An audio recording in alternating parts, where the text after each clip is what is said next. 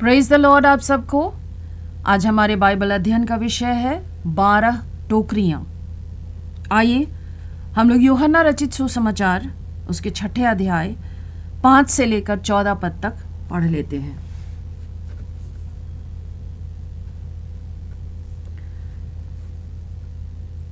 यूहन्ना 6 5 से 14। जब यीशु ने अपनी आंखें उठाकर एक विशाल भीड़ को अपने पास आते हुए देखा तो फिलिपुस से पूछा, इनके भोजन के लिए हम कहाँ से रोटी मोल लें? वह उसे परखने के लिए यह कह रहा था, क्योंकि वह स्वयं जानता था कि क्या करने को था। फिलिपुस ने उत्तर दिया, 200 दिनार की भी रोटियां उनके लिए पर्याप्त न होंगी कि प्रत्येक को थोड़ी थोड़ी मिले।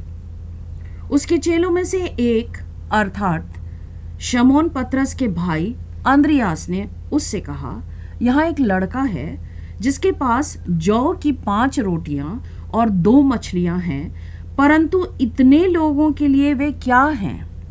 यीशु ने कहा, लोगों को बैठा दो।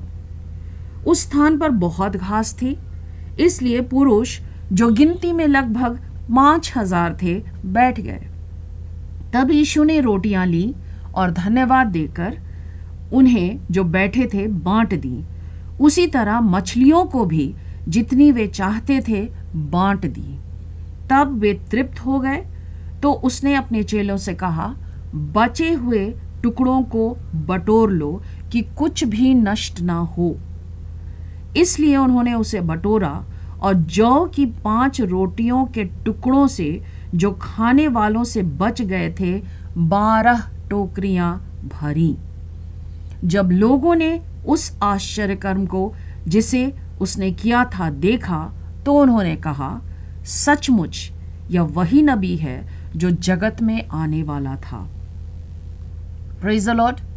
यह घटना आप लोग सब जानते हैं, आप लोग सब कई बार पढ़े होंगे, कई बार सुने होंगे। 5000 को खिलाने वाले आश्चर्य कर्म को आप सब जानते हैं। उस पर बहुत ज़्यादा हम लोग ध्यान नहीं देंगे, लेकिन उससे रिलेटेड जो बातें हैं उनको ज़रूर देखेंगे, क्योंकि हम उस आश्चर्य कर्म को देख रहे हैं जिसको लोग नज़रअंदाज कर देते हैं, और वो है 12 टोकरियां। 12 बास्केट्स ऑफ ब्रेड जमा की गईं। कब? जब 5000 से अधिक लोग खा चुके थे, तृप्त हो चुके थे। थोड़ा थोड़ा नहीं खाए थे, किसी तरह से थोड़ा सा 1 निवाला 2 निवाला नहीं, ऐसा नहीं लिखा हुआ है। वचन में लिखा है जब वे तृप्त हो गए, खा के एकदम संतुष्ट हो गए, पेट भर गया, तब बचे हुए टुकड़ों को बटोर लेने के लिए प्रभु यीशु ने आदेश दिया। प्रभु का कितना धन्यवाद। हमारा परमेश्वर आश्चर्य कर्मों को करने वाला परमेश्वर है, इतना महान, इतना सामर्थी है, लेकिन वो वेस्टफुल परमेश्वर नहीं है। वो किसी प्रकार के बर्बादी को पसंद नहीं करता है, और इस बात को हम इस आश्चर्य कर्म में देखते हैं। कुछ कुछ बातों को हम दोहराना चाहेंगे, जैसे कि जब यीशु ने भीड़ को देखा तो उसके अंदर तरस की आत्मा आ गई, ऑपरेट करने लगी। और इतने सारे लोग, क्योंकि यहाँ लिखा हुआ है, बहुत स्पष्ट लिखा हुआ है, गिनती में सिर्फ पुरुष ही 5000 थे, और वो पुरुष अकेले नहीं थे, वे अपने परिवारों के साथ थे। और उस जमाने में 1-2 बच्चे नहीं होते थे परिवार में, ना ही तो स्त्रियां 1-2 होती थी। तो आप कैलकुलेट कर लीजिए, अंदाज लगा लीजिए कितनी बड़ी भीड़ थी, और सबको खिलाया गया, सबको तृप्त किया गया। क्या खिलाया गया सब कोई जानते हैं, 5 रोटी 2 मछलियां। रोटियां कैसी थी? जौ के आटे की बनाई हुई रोटियां। ध्यान देने वाली बात है, जो छोटा लड़का जिसने अपना टिफिन सामने लाकर दिया होगा, वो बहुत ही गरीब परिवार का बच्चा है। गेहूं की रोटी उसके पास नहीं है, क्योंकि गेहूं उस जमाने में बहुत महंगा हुआ करता था। जो गरीब परिवार थे, अगर वो उपजाते भी थे गेहूं, तो वो बेचने के लिए रखते थे, और स्वयं के खाने के लिए जौ की रोटियां रखते थे। तो उसके पास जौ की रोटियां थी, और मछलियां यहाँ इस खंड में हम ये नहीं पाते हैं, लेकिन जैसा ये जो घटना है, ये आश्चर्य कर्म जो है 5,000 को खिलाने वाले, इसका वर्णन भी हम चारों सुसमाचार के पुस्तकों में पाते हैं। मती, मरकुस, लूका, यूहन्ना, ये चारों ने इसका वर्णन किया है। और जैसा कि हर आश्चर्य कर्म के साथ हर एक घटना जो प्रभु यीशु के साथ जुड़ी हुई है, थोड़ा थोड़ा कुछ अलग अलग शब्द का इस्तेमाल है, अलग अलग इंफॉर्मेशन हमें मिला है। मैंने यूहन्ना पर यहाँ पर फोकस किया है, कारण कि यहाँ यूहन्ना छोटी छोटी बातों को बहुत स्पष्ट रूप से बताते हैं। फिलिप्पुस के साथ जो प्रभु यीशु का बातचीत होता है, बाइबल बताती है कि प्रभु जान रहे थे कि उनको क्या करना है। वो आश्चर्य कर्म करने के लिए तैयार थे, क्योंकि यहाँ भीड़ क्यों इकट्ठी हुई थी? प्रभु यीशु की बातों को सुनने के लिए, उनकी चंगाई को देखने के लिए। उन्होंने उनको देखा था और वे जानते थे कि वो चंगा करने वाले हैं, और यही उनको खींच लाई थी। वो झील के उस पार पहुंचे थे। 6 अध्याय के पहले पद में लिखा हुआ है, प्रभु यीशु भीड़ से दूर होने के लिए, उस विशाल भीड़ से दूर होने के लिए नाव पे बैठ के झील क्रॉस कर गए थे। लेकिन लोगों को इतनी लालसा थी उनके निकट रहने की, उनके आश्चर्य कर्मों का गवाह बनने की, कि वे झील के पास पहुंच गए, उस पार पहुंच गए, और वहां प्रभु ने उनके खिलाने की व्यवस्था की। उन्होंने आशीष दी, उन्होंने धन्यवाद के साथ पिता परमेश्वर से मांगा, प्रार्थना की और बांटना शुरू किया। कैसा बांटना शुरू किया? पहले उन्होंने आदेश दिए अपने चेलों को, इन पुरुषों को तरीके से बैठाओ। घास वाला स्थान वो था, हरे भरे घास थे, बैठने के लिए बहुत सुखदायक, बहुत ही अच्छा, बहुत आरामदायक, और बहुत ही योजनाबद्ध तरीके से, एक ऑर्गेनाइज्ड मैनर में 50-50 और 100-100 की लाइंस में पुरुषों को बैठा दिया गया था। और जब वो बैठ गए तब बांटना शुरू किया गया। प्रभु यीशु देते गए तोड़ तोड़ कर, और चेले, मैं मान के चल रही हूँ, कल्पना कर रही हूँ कि वो एक एक पंक्ति के साथ खड़े होकर बांटते गए, और सब लोग लेते गए, खाते गए और तृप्त होते गए। ये अपने में एक आश्चर्य कर्म है। और हम क्या पाते हैं? सब कोई खा पी के तृप्त हो गए, किसी का ध्यान गया चाहे नहीं गया। प्रभु यीशु ने चेलों को फिर से आदेश दिया, टोकरियां लो और जो टुकड़े पड़े हुए हैं उनको समेटो, उनको जमा कर लो, क्योंकि प्रभु कहते हैं बहुत स्पष्ट शब्दों में, कुछ भी नष्ट ना हो। मैं इस बात को पहले कही हूं और फिर से दोहराना चाहती हूं, हमारा परमेश्वर बहुतायत का परमेश्वर है। जब वो आशीष देता है तो एक स्थान पे इंग्लिश बाइबल में लिखा हुआ है, ही गिव्स बियॉन्ड मेजर, मतलब नाप के और तौल के नहीं देता, प्रभु उंडेल के देता है। जितना भी हम रिसीव कर लें, जितना भी हम ग्रहण कर लें, और जब हम एक्स्ट्रा हमें जब मिल रहा है तो उस एक्स्ट्रा का हमें ख्याल रखना है, हमें बर्बाद नहीं होने देना है, क्योंकि यहाँ हम पा रहे हैं प्रभु को नहीं पसंद है किसी भी चीज की, किसी भी तरह की बर्बादी। प्रभु जो आशीष देते हैं वो अपने धन से, अपने धनी भंडार से हमें देते हैं। मैं चाहती हूं कि आप लोग इस वचन को कम से कम लिख लें, अगर नहीं खोल रहे हैं तो। फिलिपियों की पत्री, उसका 4 अध्याय और उसका 19वां पद लिखा है, मेरा परमेश्वर भी अपने उस धन के अनुसार जो महिमा सहित यीशु मसीह में है। अब हमारा जो परमेश्वर है वो कैसा परमेश्वर है? वो जीवित है, सृष्टि का कर्ता है, वो जगत का पालनहार है, सृजनहार है, अल्फा और ओमेगा वही है। उसका धन क्या हम नाप सकते हैं? क्या हम तौल सकते हैं? और यहाँ लिखा हुआ है, अपने उस धन के अनुसार, अर्थात वो अपने धनी होने से, धन में जितना भी है उसके अनुसार वो हमें आशीष देता है। हमारा विश्वास तो दरिद्रता में पाया जाता है। जब भी विश्वास की बात आती है, चाहे तो हम कुश्ती लड़ रहे हैं, चाहे तो हम संघर्ष कर रहे हैं, चाहे तो हम निराश होकर बैठ चुके हैं, कुछ ना कुछ बातें आती हैं कि हमारा विश्वास जो है वो हमेशा पॉवर्टी लाइन के नीचे रहता है। और अगर प्रभु हमारे विश्वास के आधार पे हमें आशीष देता तो हमें तो कुछ भी नहीं मिलता, हमें चूर चार ही सिर्फ मिलता। लेकिन प्रभु अपने धन के अनुसार, और कैसा धन, जो महिमा सहित प्रभु यीशु में है, उसके अनुसार वो हमें क्या देता है? तुम्हारी प्रत्येक आवश्यकता पूरी करेगा, पूरी करेगा। वो करता आया है और करता रहेगा। Praise the Lord. ये ऐसा है हमारा परमेश्वर, अपार धन उसके पास है और किसी भी चीज की हमें आवश्यकता है। बहुत सी चीजें हैं जो हम छूकर हाथ में ले सकते हैं, लेकिन बहुत सी चीजें हैं जो प्राप्त नहीं होती, जो हम महसूस करते हैं, जिनको छुआ नहीं जा सकता। ऐसी आशीषें वो हमें प्रदान करते हैं, और वो भी अपनी परिपूर्णता से। उनकी ही परिपूर्णता से हम अनुग्रह पर अनुग्रह प्राप्त करते जाते हैं। और यही अनुग्रह पर अनुग्रह का हम एक उदाहरण यहाँ देखते हैं। रोटियां सबको मिली, खाने के लिए मिली, मछली मिला, किसी को भी ऐसा नहीं था कि कम मिला या चूर चार ही मिला, सबको भरपूरी से मिला। और उसके बाद भी 12 टोकरी भरे पाए गए। छोटी छोटे बात या सवाल हमारे जहन में उठती हैं, ये टोकरियां कहाँ से आई? और मुझे ये कल्पना है कि जब ये लोग भीड़ पांव पैदल ही चलते थे प्रभु यीशु के पीछे, तो ये अपने जो बिलोंगिंग्स थे, अपना सामान, छोटा बहुत छोटा या बड़ा, वो छोटा छोटा टोकरी रहा करता होगा जिसको कि वो कंधे पे लाद सकते थे, उसमें डाल के वो चलते रहे होंगे।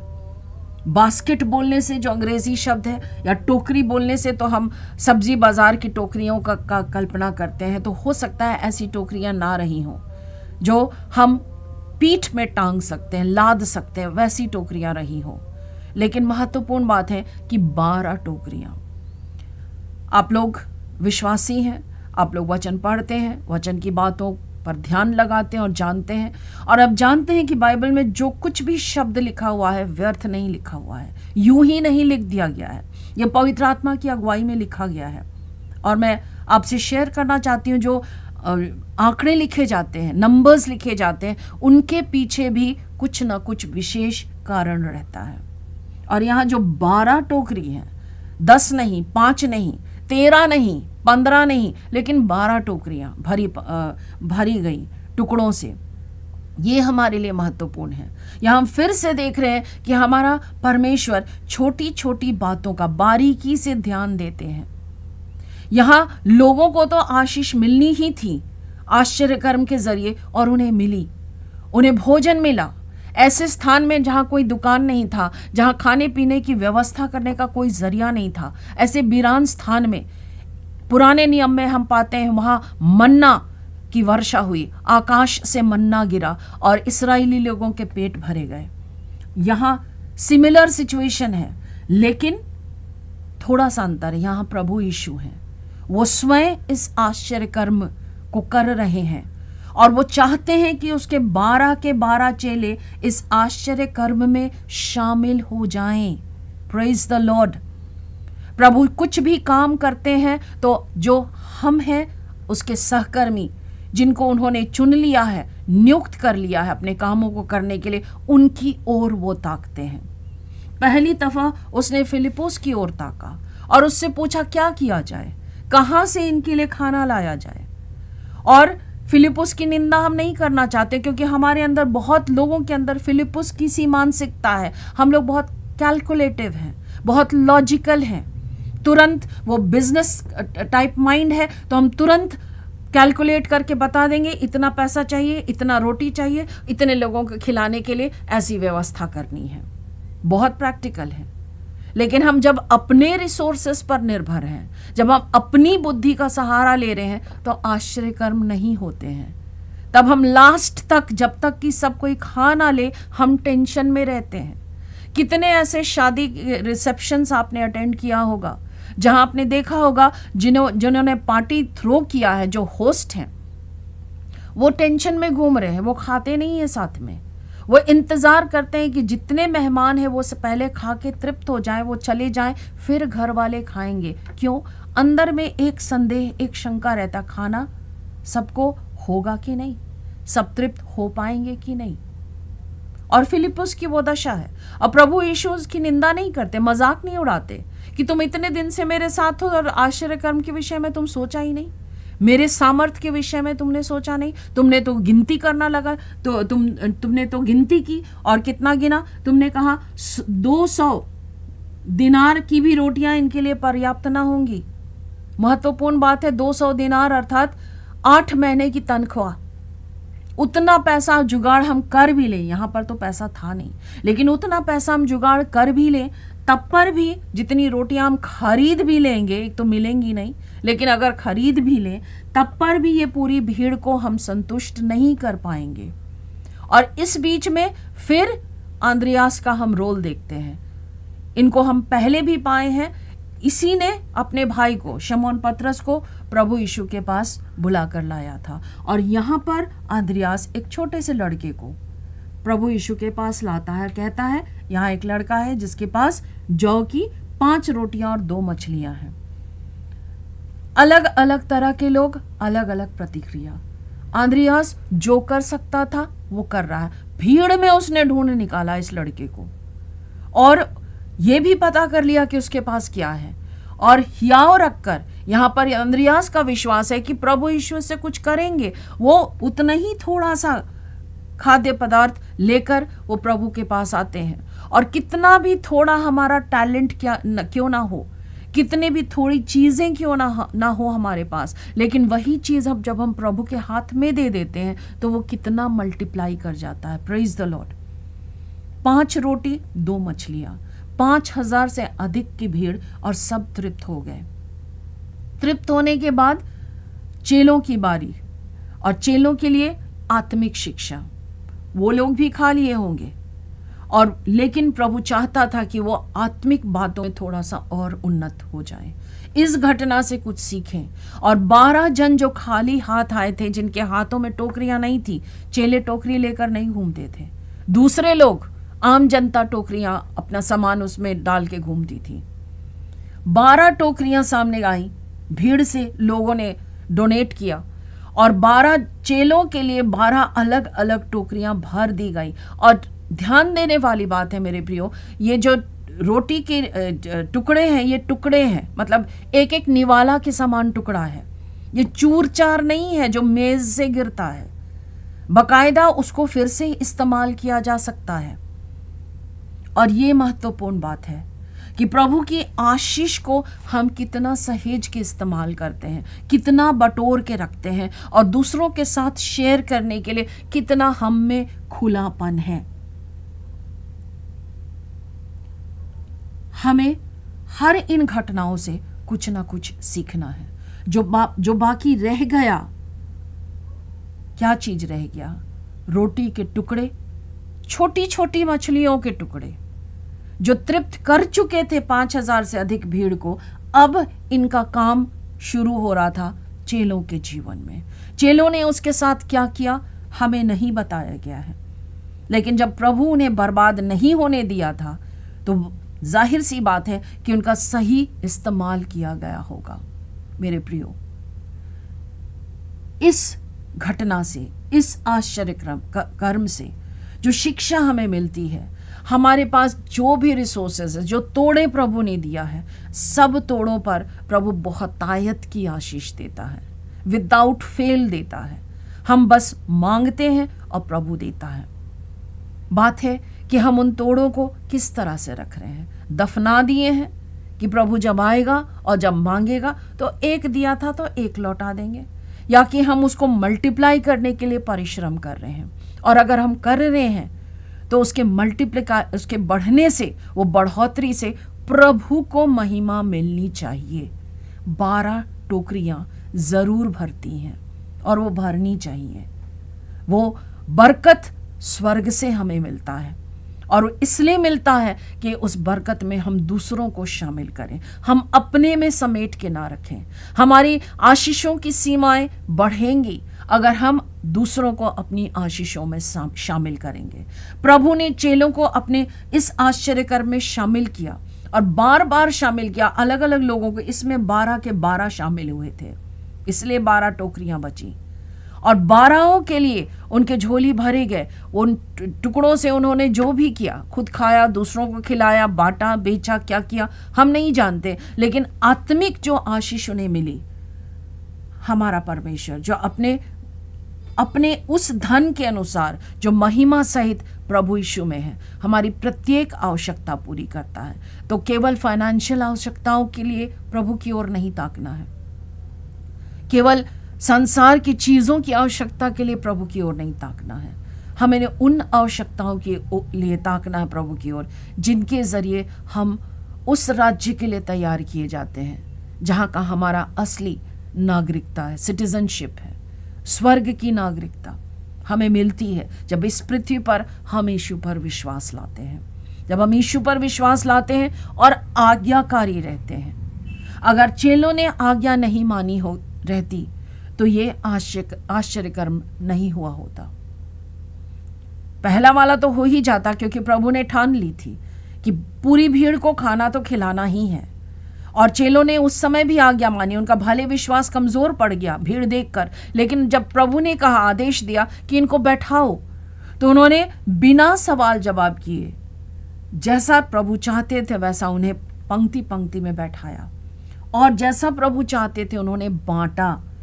ये विश्वास का आचरण है, व्यवहार है। अंदर में जो भी संघर्ष चल रहा हो, जैसा प्रभु ने कहा उन्होंने आज्ञा मानी। वो हमारे ओबीडियंस को एक चैनल बना के इस्तेमाल करते हैं अपने आश्चर्य कर्मों को करने के लिए।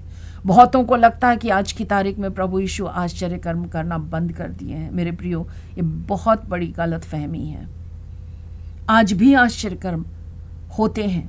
आप गवाहियों को सुनिए, पढ़िए और जानिए कि प्रभु हमारा जीवित परमेश्वर है और वो आज भी हमारे लिए काम करता है। और जब हम मांगते हैं बहुत आयत से देता है, इतना देता है कि 12 टोकरी जरूर भरेंगी। एक आश्चर्य कर्म कंप्लीट होने के बाद दूसरा आश्चर्य कर्म भी होगा। Praise the Lord.